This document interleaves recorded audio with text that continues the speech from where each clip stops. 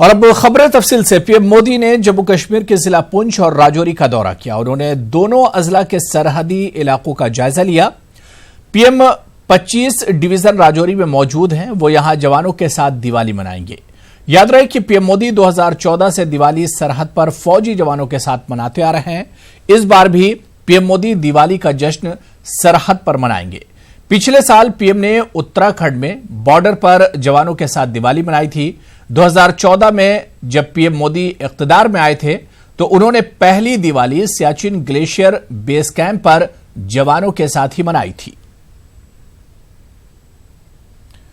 और चलिए इस खबर पर अपडेट लेंगे। हमारे नुमाइंदे शक्ति शर्मा इस वक्त हमारे साथ फोन लाइन पर राजौरी से जुड़े हुए हैं। शक्ति, क्योंकि वज़ीर-ए-आज़म नरेंद्र मोदी पुंछ और राजौरी अजला का उन्होंने दौरा किया और माना यही जा रहा है कि इस बार भी बॉर्डर पर जो जवान तैनात हैं उन्हीं के साथ पीएम दिवाली मनाएंगे। क्या कुछ प्रोग्राम, क्या कुछ शेड्यूल है आज वज़ीर-ए-आज़म का? वज़ीर-ए-आज़म नरेंद्र मोदी जो कि इस वक्त राजौरी में मौजूद हैं और राजौरी के 25 इन्फेंट्री टीम में वो जवानों के साथ इस वक्त वहां पर पहुंचे हुए हैं। लगभग पिछले 1-1.5 घंटे से वो यहां पर हैं। चीफ ऑफ आर्मी स्टाफ और नॉर्दर्न कमांड के जीओसी और 25 इन्फेंट्री टीम के जीओसी के साथ आर्मी के तमाम आला अफसरान इस वक्त prime minister of India Narendra Modi के साथ हैं। और राजौरी का ये उनका जो यहाँ का दौरा है, इसमें वो जवानों के साथ दिवाली मनाएंगे। बड़े खाने का भी यहाँ पर बंदोबस्त जो है वो किया गया है। ऐसा ये भी आ रहा है सुनने में कि बड़ा खाना जो है वो जवानों के साथ ही प्राइम मिनिस्टर नरेंद्र मोदी खाएंगे और यहाँ वक्त बिताने के बाद वो इसके बाद पुंछ की तरफ रवाना होंगे। पुंछ में भी पीछी जो है वहाँ पर इनका पहुंचने का शेड्यूल है और वहाँ पर जवानों के साथ उन्होंने मुलाकात करनी है और जवानों के साथ वहाँ पर खाना जो है वहाँ खाना है।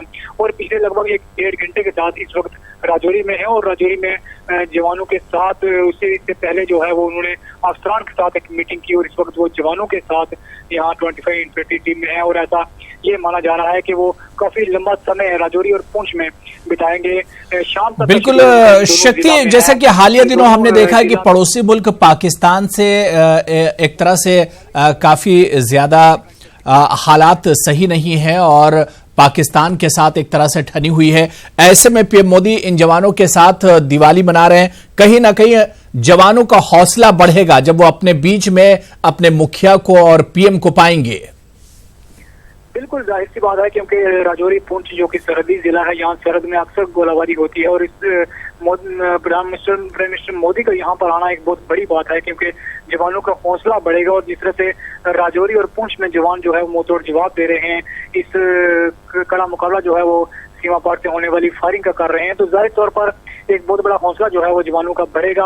और तभी प्राइम मिनिस्टर जो है वो इतना ज्यादा समय इनके साथ बिता रहे हैं, क्योंकि 11 बजे से लेकर अभी तक का जो वक्त है वो राजौरी में ही वो मौजूद है और राजौरी में ही वो जवानों के साथ हैं। और जाहिर तौर पर पुंछ में जब वो जाएंगे तो वहाँ भी एक लंबा वक्त जो है वो जवानों के साथ बिताएंगे, जिससे जवानों का हौसला बढ़ेगा और जाहिर सी बात है कि जवान इससे काफी खुश होंगे।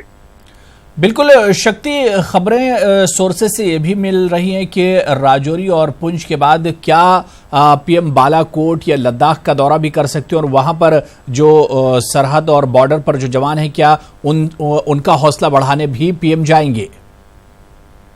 राजौरी में है जो 25 इन्फेंट्री टीम है, तो यहाँ से मुलाकात करने के बाद जो बिम्बर गली का इलाका है पुंछ का और बालाकोट का जो इलाका है वो बिल्कुल सरहद के करीब का इलाका है और वहाँ पर भी एक प्रोग्राम जो है वहाँ पर नरेंद्र मोदी का रखा गया है। तो वहाँ पर जो बॉर्डर पर पहुंचकर बॉर्डर के जवानों के साथ मुलाकात करनी और वहाँ उनके साथ लंबा समय बिताना, ये भी शेड्यूल जो है वो प्राइम मिनिस्टर मोदी का है। और उसके बाद जो है वो लद्दाख का दौरा भी करने वाले हैं। और जाहिर सी बात है कि इतना ज्यादा समय यहाँ पर बिता रहे हैं, जाहिर सी बात है कि यहाँ पर वो जवानों से खुल के बातचीत करते होंगे, खुल के उनके साथ दिवाली मनाते हैं। वो अपना पूरा जो दिवाली का समय है, पूरा दिवाली जो है वो जवानों के साथ ही आज मनाना चाहते हैं, इसलिए वो ज्यादा वक्त जो है वो राजौरी और पुंछ में सरहद पर तैनात जवानों के साथ बिता रहे हैं। बिल्कुल, आप नजर बनाए रखिए। बहुत बहुत शुक्रिया शक्ति हमारे साथ जुड़ने के लिए और इस खबर पर बातचीत करने के लिए। जाहिर सी बात है कि आज एक खुशी का मौका है और इस मौके पर जब सरहद पर तैनात जवानों के दरमियान वज़ीर-ए-आज़म नरेंद्र मोदी हैं, ऐसे में जवानों का हौसला भी बढ़ेगा और उनकी जो खुशियां हैं वो भी एक तरह से दोबाला हो जाएंगी। आज दिवाली पूरे मुल्क में जोशो खरोश के साथ ये त्योहार मनाया जा रहा है। लोग एक दूसरे को मुबारकबाद पेश करते हैं। हिंदू भाई आज के दिन लक्ष्मी की पूजा करते हैं। देखिए, साल में एक बार आने वाला दिवाली का त्योहार मुल्क को जन्नत निशां बना देता है। रोशनी से मुल्क का चप्पा चप्पा जगमगा उठता है। टिमटिमाते मिट्टी के दिए, जलती बुझती रंगीन बत्तियों से सजी इमारतें, मोमबत्तियों की मध्यम रोशनी, गरज नूर की बारिश का ये समा बड़ा खूबसूरत लगता है। दिवाली हिंदुओं का सबसे बड़ा त्योहार है और दुनिया भर में इस मजहब के पैरोकार बड़े जोशो जज्बे के साथ इसे मनाते हैं। दिवाली की तारीख बेहद कदीम है, लेकिन दिवाली की सबसे आम और मारूफ कहानी अयोध्या के शहजादे राम और उनकी शरीक हयात रानी सीता की 14 साल की जलावतनी के बाद अयोध्या लौटने की है, जब सारा शहर उनके इस्तकबाल के लिए उमड़ पड़ा था और अयोध्या के चप्पे चप्पे से रोशनी की किरणें फूट रही थीं। आज भी लोग राम की उस वापसी का जश्न दिल खोल कर मनाते हैं। दिवाली का त्योहार 5 दिन का त्योहार है, जो धनतेरस से शुरू होता है और इस दिन लोग चांदी या किसी भी धात की खरीदारी को नेक शगुन मानते हैं। दूसरा दिन नरक चतुर्दशी, तीसरा दिन दिवाली, जबकि चौथा दिन गोवर्धन पूजा और 5वां दिन यानी बहन भाई का मिलाप है। दिवाली अंधेरे पर रोशनी की जीत का नाम है। प्यार, मोहब्बत, अमन व आश्ती का नाम है। दिवाली का त्योहार मोहब्बत का पैगाम देता है, नफरत व अदावत खत्म करने की दावत देता है। शायरों ने भी मोहब्बत के पैगाम को दिवाली के सहारे आम किया है और शिकायती लहजे में मुल्क की हालात का तज़किरा भी किया है। मिलके होती थी कभी ईद भी दिवाली भी, अब ये हालत है कि डर डर के गले मिलते हैं। था इंतजार मनाएंगे मिलके दिवाली, न तुम ही लौट के आए न वक्त शाम हुआ। दशहरा, ईद, बैसाखी, दिवाली अब भी आते हैं, मगर अब हाल ये है लोग त्योहारों से डरते हैं। Bureau report, news 18 Urdu. तो मुल्क भर में दिवाली का त्योहार धूमधाम से मनाया जा रहा है। लोग खरीदारी में भी मसरूफ हैं। बाजारों में चाइनीज लाइट और दियों की भरमार है, लेकिन लोगों का मानना है कि जो मजा मिट्टी के दियों में है वो किसी और में नहीं। पहले हमारे देशवासियों को दीपावली की हार्दिक शुभकामनाएं। ये दिवाली का त्यौहार एक खुशियों का त्यौहार है, भाईचारे का त्यौहार है। एक मोमबत्ती और एक बल्ब तो दुनिया जलाती है, मगर हमारे धर्म में आज के दिन अनेक अनेक दीपक जलाए जाते हैं, क्योंकि खुशी एक ही नहीं होती, अनेक खुशियाँ होती है।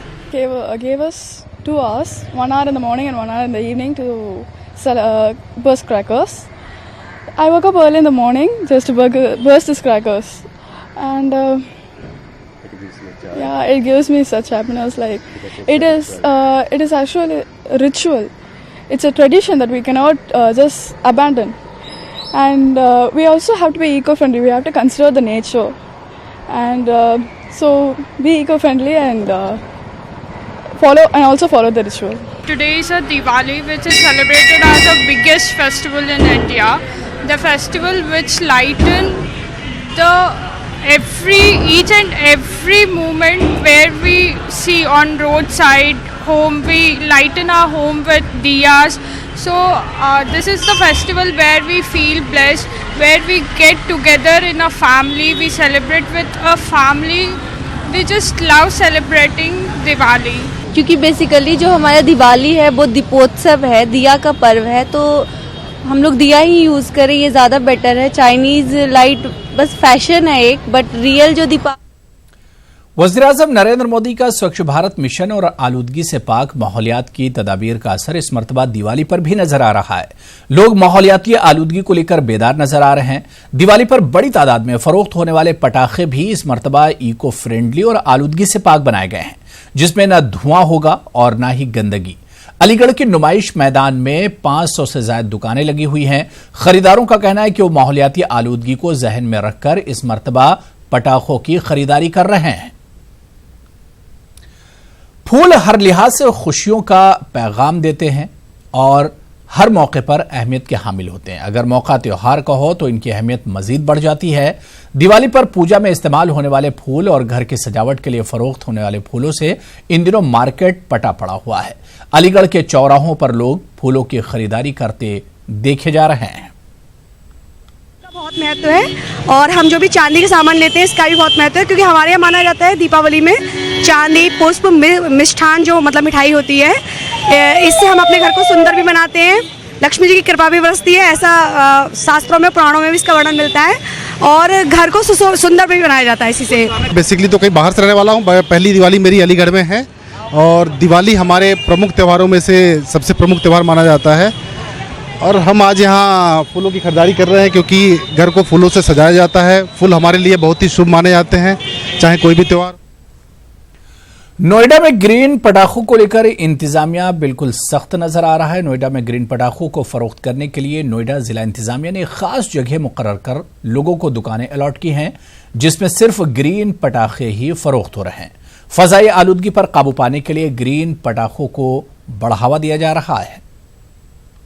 लेके इस बार काफी विवाद है कि आखिर पटाखे कौन से जलेंगे, लाइसेंस किन पटाखों का मिलेगा, ग्रीन पटाखा आखिर क्या है। हमारे साथ में सिटी मजिस्ट्रेट मौजूद, हम इनसे ही जानते हैं कि किस तरह के पटाखों का लाइसेंस दिया जाएगा, किस तरह की उनमें खासियत होगी जिससे लोगों को आसानी हो सके और दुकानदारों को लाइसेंस मिलने में आसानी हो सके। ऑनरेबल सुप्रीम कोर्ट के आर्डर 23 अक्टूबर 2018 के हैं कि लो इमिशन वाले ग्रीन क्रैकर्स ही अलाउ रहेंगे। लरियों में भी पटाखा नहीं जलाया जाएगा और ज़्यादातर प्रयास किया जाए कि कम्युनिटी सेंटर पे पटाखों सामूहिक रूप से ग्रीन क्रैकर्स का उपयोग हो। तो ग्रीन क्रैकर्स और लो इमिशन वाले जो प्रोडक्ट्स हैं फायर क्रैकर्स के, वो पीसो ने सर्टिफाई किया है। तो सिटी मजिस्ट्रेट खुद बता रहे थे कि किस तरह से जो इस बार जो मानक हैं ग्रीन पटाखे के वो तैयार कर दिए गए हैं, बारकोड लगा दिया गया है, मॉनिटरिंग टीम रहेगी, लेकिन दिवाली तो मनेगी वो ग्रीन पटाखों के साथ। कैमरा पर्सन कुलदीप के साथ कुणाल जायसवाल, न्यूज़ 18 उत्तर प्रदेश, नोएडा। वहीं दिवाली के मौके पर नोएडा को खूबसूरत लाइटों से सजाया गया है। खासकर नोएडा की सड़कों पर तिरंगी लाइटें लगाई गई हैं। इसका मकसद आवाम में हुब्बुल वतनी के जज्बे को बढ़ाना और फजाई आलूदगी से पाक दिवाली मनाना है।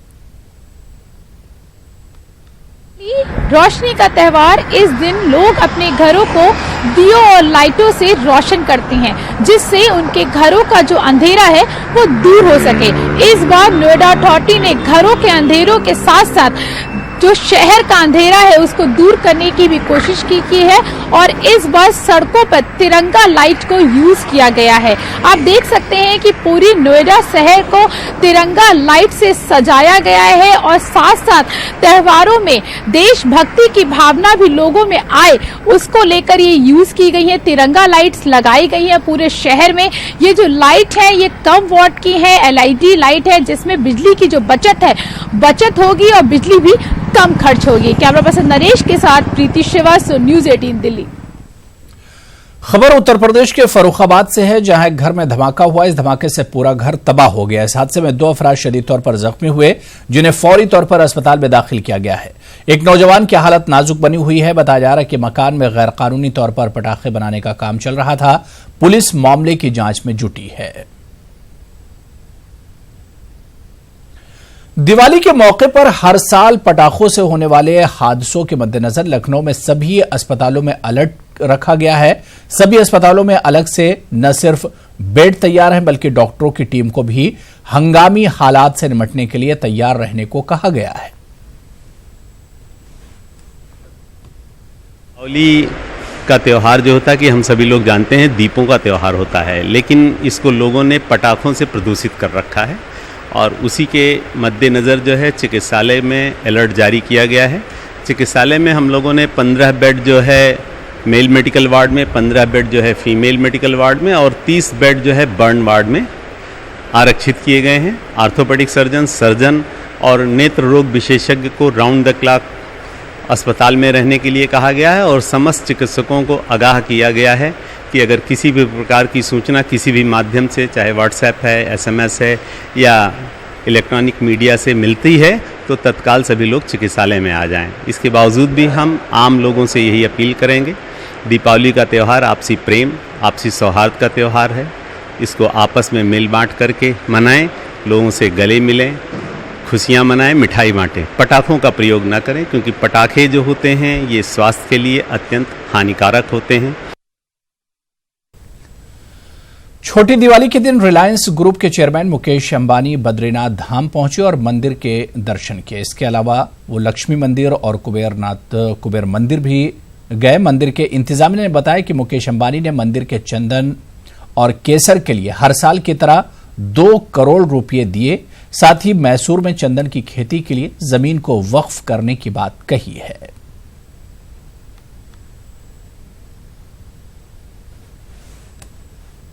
बद्रीनाथ जी का नाम ही लक्ष्मी से है।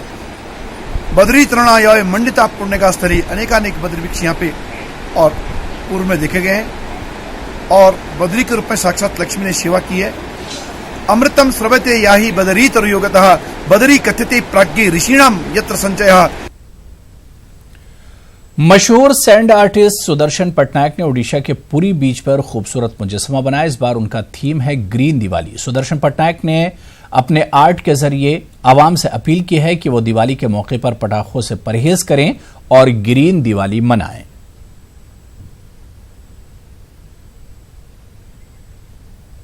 वादी कश्मीर में आज भी मामूलाते जिंदगी मुतासिर है। आज वादी में बंद है, जिसकी वजह से आज अक्सर मकामात पर दुकानें नहीं खुली। वादी के तमाम इलाकों से बंदिशें हटा दी गई हैं, ताहम कई जगहों पर दफा 144 अभी भी नाफिज है। सड़कों पर निजी गाड़ियों की नक्ल हमल जारी है, मगर पब्लिक ट्रांसपोर्ट सड़कों पर से अभी भी गायब है। ताहम हाल ही में इंटर डिस्ट्रिक्ट टैक्सी सर्विस को बहाल किया गया था, जिसकी वजह से लोगों को कुछ हद तक राहत मिली। वहीं प्रीपेड मोबाइल सर्विस और इंटरनेट सर्विस को अभी तक बहाल नहीं किया गया। कुल मिलाकर अगर वादी की बात करें तो वादी कश्मीर में मजमूई तौर पर हालात काबू में हैं। गुज़िश्ता 1 माह से श्रीनगर में दिन के दौरान दुकानें बंद रहती हैं, ताहम सुबह के औकात में दुकानें खुल जाती हैं। वहीं श्रीनगर में कल शाम मिलिटेंटों ने ग्रेनेड हमला अंजाम दिया। मिलिटेंटों ने श्रीनगर के काकसराय इलाके में सीआरपीएफ पार्टी पर हमला किया। हमले के बाद दोनों जानिब से गोलियों का तबादला भी हुआ। ग्रेनेड हमले की वजह से सीआरपीएफ के 6 जवान जख्मी हो गए। सिक्योरिटी फोर्सेज ने पूरे इलाके का मुहासरा किया था और बहुत देर तक इलाके में बड़े पैमाने पर मिलिटेंटों की तलाश जारी थी, मगर मिलिटेंट भागने में कामयाब हो गए। उधर आईजीपी जम्मू मुकेश सिंह ने कल शाम कठुआ पुलिस लाइन का दौरा किया। यहां उन्होंने एक प्रोग्राम में शिरकत की। उन्होंने इस दौरान पुलिस एहलकारों की परेशानियों को सुना। उन्होंने न्यूज 18 से बात करते हुए पाकिस्तान पर निशाना साधा। मुकेश सिंह ने कहा कि इनपुट्स आ रहे हैं कि पड़ोसी मुल्क हमारे मुल्क में अमन शांति को बिगाड़ने की कोशिश कर रहा है। उन्होंने कहा कि हमारी सिक्योरिटी फोर्सेस किसी भी चैलेंज से निपटने के लिए तैयार हैं। वहीं मुकेश सिंह ने पाकिस्तान के दौरान सीज फायर की खिलाफ वर्जी पर भी बात कही। उन्होंने कहा कि हमारी फौज पाकिस्तान को मुंहतोड़ जवाब दे रही है। जवानों के ग्रीवेंसेस को सुना और जो उनके जेन्युइन प्रॉब्लम्स थे उनको हल किया। साथ ही उनको ये हमने बताया कि आने वाले दिनों में किस तरह के सिक्योरिटी सिचुएशंस का सामना करना पड़ेगा और उनसे क्या हमारी उम्मीदें हैं। सिक्योरिटी सिनेरियो अब चैलेंजेस हैं, कुछ इनपुट्स आ रही हैं कि कुछ पड़ोसी मुल्क हमारा कुछ किसी घटना को अंजाम देने की कोशिश में लगा रहता है, तो उसके लिए हम तैनात हैं, उसके लिए हम मुस्तैद हैं, हम डट के उनका सामना करेंगे। सीज फायर वायलेशन के लिए बॉर्डर पे फोर्सेस अलर्ट हैं और उनका मुंहतोड़ जवाब दिया जा रहा है। खबर हरियाणा से, जहां एक बार फिर बीजेपी की हुकूमत बनने जा रही है। आज वज़ीर आला मनोहर लाल खट्टर राजदारी का हलफ लेंगे। इनके साथ दुष्यंत चौटाला नायब वज़ीर आला के तौर पर ओहदे और राजदारी का हलफ लेंगे।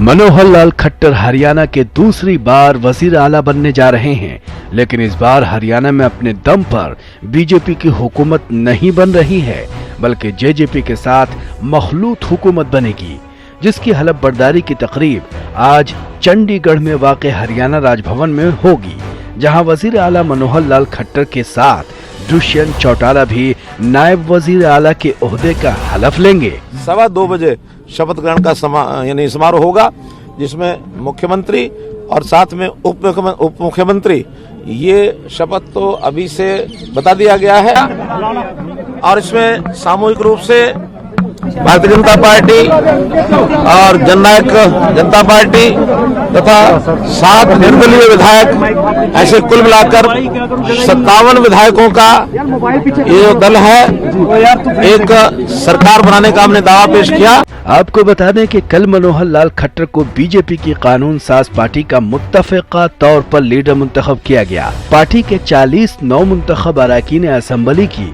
गेस्ट हाउस में मीटिंग हुई। तकरीबन 10 मिनट तक जारी रहने वाली इस मीटिंग में पार्टी अरकान के लीडर के ओहदे के लिए खट्टर के नाम की तजवीज पेश की गई, जिस पर सब ने मुत्तफ़िक़ा तौर पर रजामंदी का इजहार किया। हरियाणा के असेंबली इंतखाबात के नतायज के बाद किसी भी पार्टी को अक्सरियत नहीं मिली थी, जिसके बाद कांग्रेस और बीजेपी के दरमियान हुकूमत साजी के लिए कोशिशें जारी हो गई थी, लेकिन इसमें बीजेपी ने बाजी मारते हुए इख्तदार हासिल कर लिया। बीजेपी को इस असेंबली इंतखाबात में 40 सीटें मिली थी और इस तरह वो अक्सरियत के आदादो शुमार से 6 सीट पीछे रह गई। ऐसे में रियासत में मुस्तहकम हुकूमत बनाने के लिए उसने जेजेपी के साथ आजाद असेंबली अरकान को भी अपने साथ लिया है। जेजेपी ने 10 सीटें जीती हैं, जबकि 7 आजाद मेंबरान असेंबली हैं।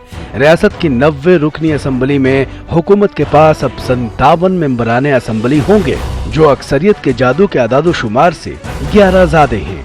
2014 के असेंबली इंतखाबात में बीजेपी को 47 सीटें मिली थीं और रियासत में उसने अपने दम पर हुकूमत बनाई थी। Bureau report, news 18 Urdu. खबर कर्नाटक से, जहां वक्फ बोर्ड की तश्कील हो चुकी है। साबिक रियासती वजीर तनवीर सेठ की क़यादत में वक्फ बोर्ड के 9 मुंतखब अरकान ने बेंगलुरु के करीब वाक़ रियासत की एक बड़ी दरगाह का दौरा किया और मसाइल का जायजा लिया।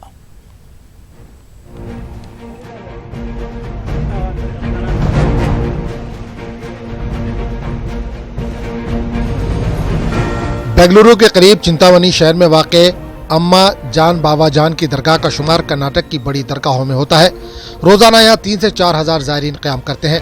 रूहानी फैज़ और नफ्सियाती इलाज के लिए दूर दराज से अक़ीदतमंद यहाँ आते हैं। आइंदा माह इस दरगाह शरीफ का उर्स मनाया जा रहा है। उर्स की तैयारियों का जायजा लेने के लिए साबिक रियासती वजीर तनवीर सेठ की क़यादत में कर्नाटक वक्फ बोर्ड के 9 मुंतखब अरकान ने दरगाह का दौरा किया। इस मौके पर 9 मुंतखब अरकान को मुकामी लोगों के गुस्से का सामना करना पड़ा। मुकामी लोगों ने कहा कि दरगाह की आमदनी सालाना 1 करोड़ रुपए है, लेकिन बुनियादी सहूलियात न के बराबर है। वाले को लोगों को मुसाफिरों को यहाँ पानी की सहूलत नहीं, सोने बैठने की सहूलत नहीं। बारिश आया तो बहुत तंगा गए, वहाँ की वो स्टाफ पूरा टाप वो भी छीर है। वहाँ की हर बात की यहाँ मुश्किल है। आने वाले यहाँ की सहूलत कौन भी बोर्ड वाले नहीं देख रही है।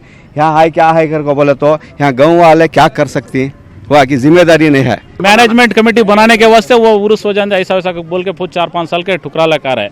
अब वो फिलौखत को क्या है तो बोर नहीं है, यहाँ पानी के लिए बहुत तकलीफ है। बोर डाला तो भी पानी नहीं मिल रहा है और दूसरी जगह बोर डाला के पानी दिलाने भी नहीं हो रहा है। इधर महीने 2 महीना 2.5 महीने के लिए 25 लाख से 30 लाख तक पैसा हुंडी में लेके जा रहा है। कर्नाटक वक्फ बोर्ड के नए रुकन तनवीर सेठ ने कहा कि साबिका सिद्धरामैया हुकूमत के दौरान दरगाह की तरक्की के लिए 2.5 करोड़ रुपए फराहम किए गए, लेकिन अब तक ये रकम इस्तेमाल नहीं की गई। कर्नाटक वक्फ बोर्ड के साबिक चेयरमैन डॉक्टर मोहम्मद यूसुफ ने कहा कि वक्फ बोर्ड के अफसरों की लापरवाही की वजह से दरगाह की जमीन पर नाजायज कब्जे हुए हैं। हुकूमत कर्नाटक में वज़ीर अक़लियती बहबूदी और औक़ाफ़ के ज़रिए मैं इन चीज़ों को है ना हल करने की कोशिश में 2 करोड़ रुपए हमने यहाँ पे एक रिहैबिलिटेशन सेंटर और एक अस्पताल खोलने के लिए 2 करोड़ रुपए दिया था। उसके फ़ौरन बाद कब्रिस्तान की दीवार गिर गई है, तो उसकी दुरुस्ती के लिए और है ना यहाँ और दूसरे काम हैं।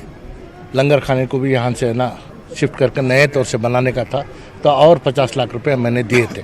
इसमें बहुत से खामियाँ हो गई, गलतियाँ हो गई, इसको सही करना है, इसको तरक्की करने का है। इसलिए हम आए हैं कि भाई कैसा उर्स की कमेटी को क्या करना, आइंदा मैनेजिंग कमेटी को क्या करना, ये हमारे ख्याल में आ गया है। इसके तरीक़ात के वास्ते क्या क्या करना और कुछ दुकाना बनाना, ये जो इंक्रोचमेंट हो के ये हमारे बोर्ड के ऑफिसरों के लापरवाही से हो चुके हैं। रियासत की इस मशहूर दरगाह के लिए गुज़िश्ता कई सालों से कमेटी तश्कील नहीं दी गई है। वक्फ बोर्ड के अफसरान ही इस दरगाह के इंतजामात की रास्ते निगरानी करते हैं। दरगाह के अहाते में शॉपिंग कॉम्प्लेक्स तामीर हो चुका है, लेकिन अब तक ये दुकान किराएदारों के लिए अलॉट नहीं की गई है। न्यूज़ 18 उर्दू के लिए बेंगलुरु से रऊफ अहमद हल्लूर की रिपोर्ट। इस्लामिक स्टेट दहशतगर्द तंजीम के टॉप लीडर और चीफ अबू बकर अल बगदादी को मार गिराया गया। बताया जा रहा है कि बगदादी को शाम में अमरीकी अफवाज ने टारगेट करके मार गिराया। एक अमरीकी हुकाम ने एसोसिएटेड प्रेस को इत्तला दी है। उन्होंने कहा कि देर शनिचर को शाम के सुबह इदलिब में बगदादी को टारगेट किया गया। अमरीकी हुकाम ने ताहम यह कहा कि अभी इस बात की तस्दीक नहीं हो पाई है कि बगदादी इस हमले में हलाक हुआ या नहीं।